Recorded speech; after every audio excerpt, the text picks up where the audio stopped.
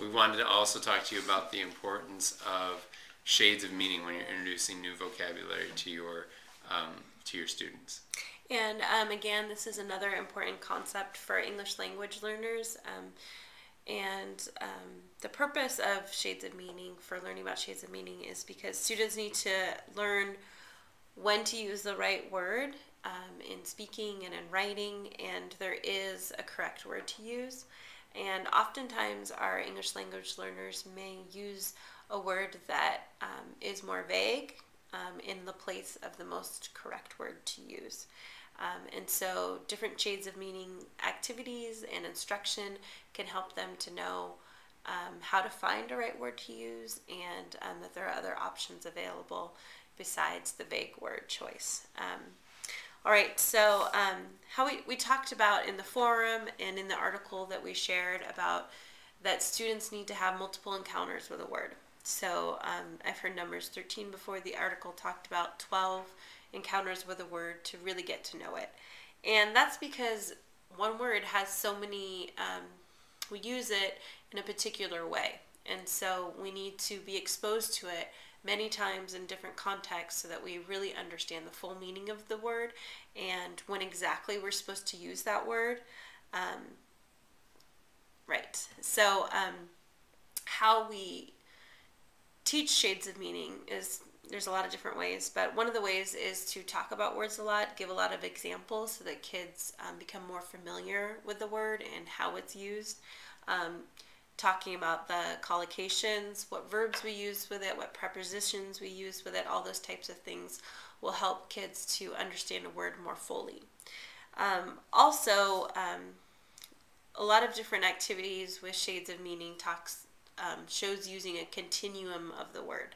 So in the lower grades, what I've seen is teachers have a vocabulary center, and on the vocabulary center they have two words.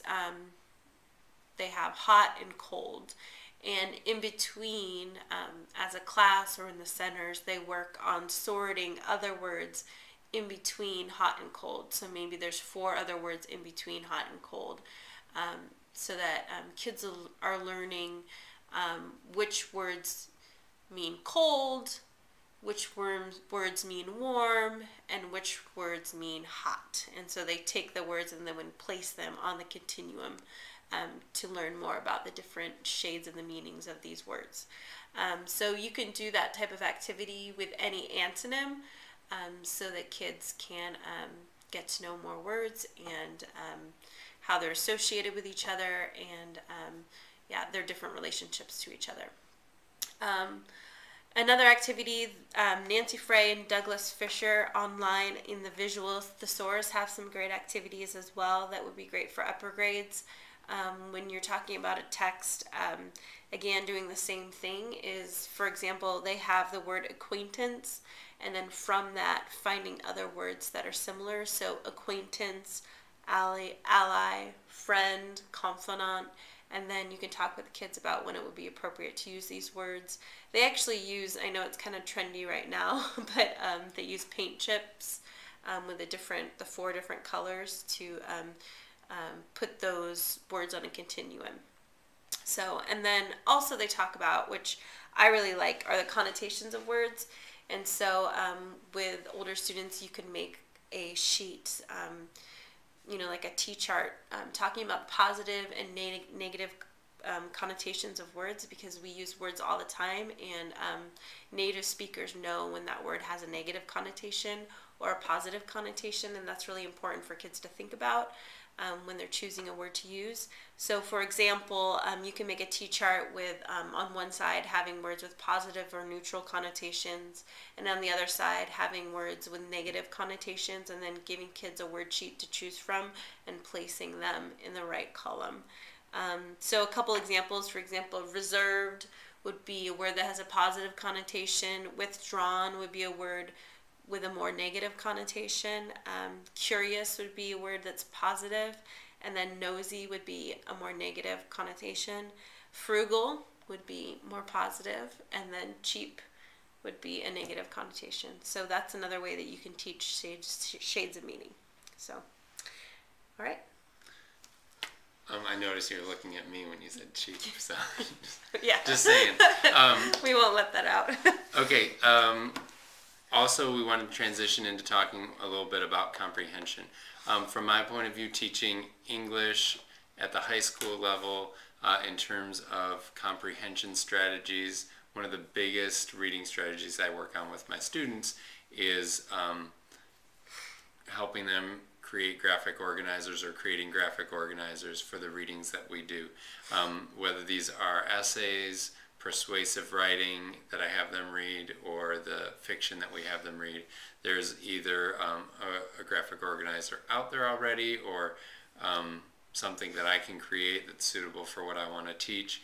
But I think the big picture that you want to keep in mind, there's so many resources out there in terms of strategies to help your students with comprehension that you can use, and they're fantastic. But the big thing is that no one strategy is the right one for every single student, and no one strategy is a magic bullet in terms of getting your kid to be a great comprehender of text.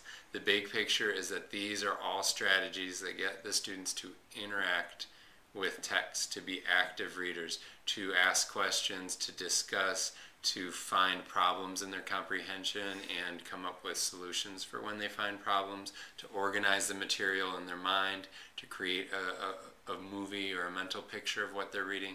All of these things that we do naturally as experienced readers, these are what the graphic organizers or what the comprehension strategies help our less experienced readers do to help them successfully comprehend. So that's the big picture, not the individual strategies and which ones are your favorite, but the big picture being we want our students to be interacting with text so they can make sense and really comprehend the text.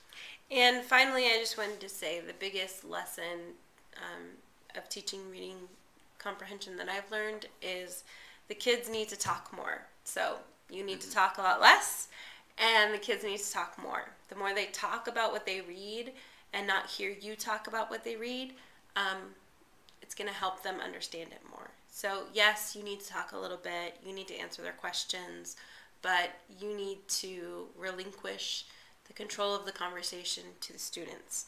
So ways that you can do that are by literature circles, giving the students roles so that they have an assignment that they had to do, and that they're bringing something to the conversation that they're sharing with the other students in a group or with the whole class. In my groups, they're kind of run like a more guided reading style group, small groups.